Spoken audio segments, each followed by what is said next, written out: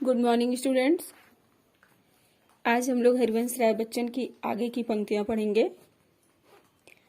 कर यत्न मिटे सब सत्य किसी ने जाना, नादान वही है हाय जहां पर दाना। फिर मूढ़ न क्या जग जो इस पर भी सीखे, मैं सीख रहा हूँ सीखा ज्ञान भुलाना। यत्न माने होता है प्रयत्न प्रयास, मूढ़ माने मूर्ख। कवि कहते हैं कि सत्य को जानने का लोगों ने बहुत प्रयास किया। कर यत्न मिटे सब सत्य किसी ने जाना। कवि कहते हैं कि सत्य को, वास्तविकता को, सच्चाई को जानने का लोगों ने बहुत प्रयास किया, कोशिश की, परंतु अहंकार के कारण वे सत्य को नहीं समझ सके, सत्य को नहीं जान पाए और बिना सत्य को जाने ही इस दुनिया से चले गए। उनका अस्तित्व मिट गया। नादान वही है हाय जहां पर जाना।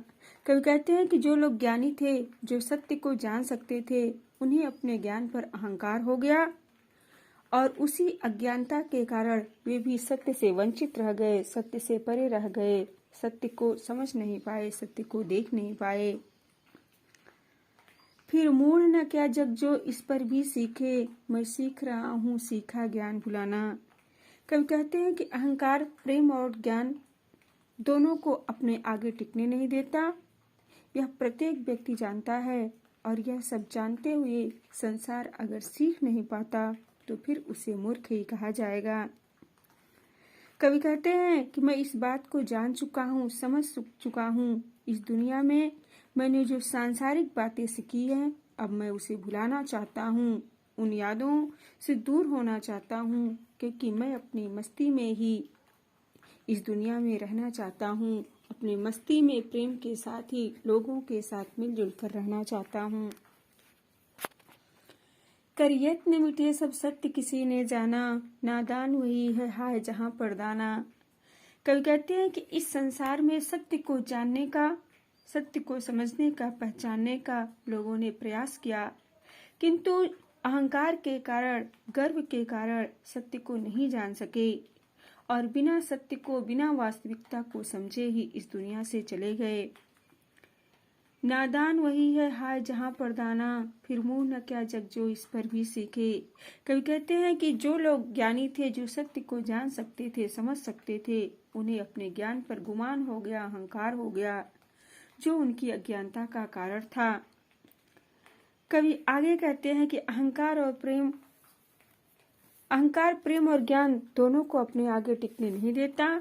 इस सच्चाई को सभी लोग जानते हैं और यह सब जानते हुए भी संसार अगर सीख नहीं पाता, संसार से कुछ ग्रहण नहीं कर पाता तो फिर उसे मूढ़ अथवा मूर्ख ही कहा जाएगा। कवि कहते हैं कि मैं सीख रहा हूँ सीखा ज्ञान भुलाना। कवि कहते हैं कि मैं इस बात को जान चुका हूँ, समझ चुका हूँ और इस दुनिया में मैंने जो कुछ सांसारिक सीखा है, अब मैं उन सभी बातों को भूलना चाहता हूँ, उन यादों से दूर होना चाहता हूँ, क्योंकि मैं अपनी मस्ती में ही इस दुनिया में रहना चाहता हूँ। अपनी मस्ती में, अपने यौवन में ही प्रेम के साथ मिलजुल कर रहना चाहता हूँ। आगे की पंक्ति देखिए। मैं और जग और कहाँ का नाता, मैं बना बना कितने जग रोज मिटाता। जग जिस पृथ्वी पर जोड़ा करता वैभव, मैं प्रतिपक्ष से उस पृथ्वी को ठुकराता। यहाँ पर देखिए और 3 बार आया है। मैं और जग और कहाँ का नाता। पहला और कवि स्वयं के लिए कहता है, दूसरा और संसार के लिए, और तीसरा और संसार और कवि के बीच जो संबंध है उसके लिए कहा गया है। प्रस्तुत पंक्तियों में कवि अपने आप को दुनिया वालों से अलग बताते हैं। मैं और जग और कहाँ का नाता।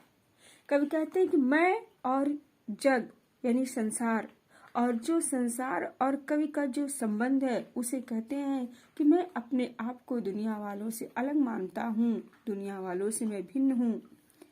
वो कहते हैं कि मैं कुछ अलग ही तरह का व्यक्ति हूँ और यह दुनिया मुझसे बिल्कुल अलग है। मैं बना बना कितने जग रोज मिटाता, जग जिस पृथ्वी पर जोड़ा करता वैभव, मैं प्रतिपक्ष से उस पृथ्वी को ठुकराता। कवि कहते हैं कि यह दुनिया मुझसे बिल्कुल अलग है, हमारे बीच कोई समानता नहीं है, कोई एकता नहीं है। कवि कहते हैं कि मैं तो ऐसा व्यक्ति हूँ जिसके भीतर न जाने कितने संसार रोज बनते और उजड़ते रहते हैं, बिगड़ते रहते हैं।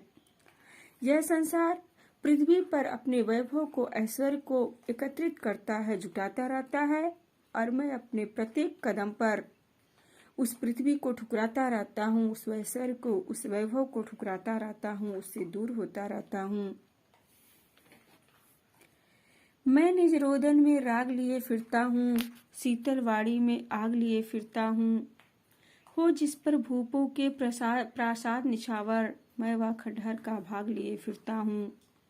निज माने अपना, रोदन माने रोना रुलाई, भूप माने राजा, प्रासाद माने महल, निछावर माने न्यौछावर करना, समर्पित कर देना। कवि कहते हैं कि मैं अपने कष्टों व दुखों में भी अपने जीवन को बड़े प्रेम के साथ जीता हूँ। शीतल वाणी में आग लिए फिरता हूँ और शीतलता प्रदान करने वाली आवाज के द्वारा लोगों को प्रेम का संदेश देना चाहते हैं। भले ही उनकी वाणी में शीतलता है, लेकिन उनके शब्दों में लोगों के दिलों में उत्साह एवं जोश जगाने की आग के बराबर शक्ति है। इसलिए वे उनके आत्मविश्वास को बढ़ाना चाहते हैं, उनकी सोच को बदलना चाहते हैं, उनके अंदर प्रेम का संचार करना चाहते हैं। हो जिस पर भूपों के प्रासाद निछावर, मैं वह खंडहर का भाग लिए फिरता हूँ। कवि कहते हैं कि दुनिया के सभी भौतिक सुख साधनों के साथ जीवन जीने वाले लोगों को भले ही मेरा जीवन ऐसा लग सकता है जैसे किसी राजा के महल के सामने कोई खंडहर हो जिस पर भूपों के प्रासाद निछावर, मैं वह खंडहर का भाग लिए फिरता हूँ। कवि कहते हैं कि दुनिया के सभी भौतिक सांसारिक सुख साधनों के साथ जीवन जीने वाले लोगों को भले ही मेरा जीवन बहुत सरल, बहुत सादा जीवन ऐसा लग सकता है जैसे किसी राजा के महल के सामने कोई खंडहर हो, लेकिन प्रेम से सराबोर मेरे जीवन की भव्यता राजाओं के महल से भी अधिक है। कवि कहते हैं कि मेरा जीवन प्रेम में सराबोर है, प्रेम से डूबा हुआ है। मैं लोगों से प्रेम करता हूँ, प्रेम के साथ मिलजुल कर रहना चाहता हूँ। इसलिए जो मेरा जीवन है, मेरे जीवन की जो भव्यता है, सौंदर्य है, वह राजाओं के महलों से कई गुना अधिक है।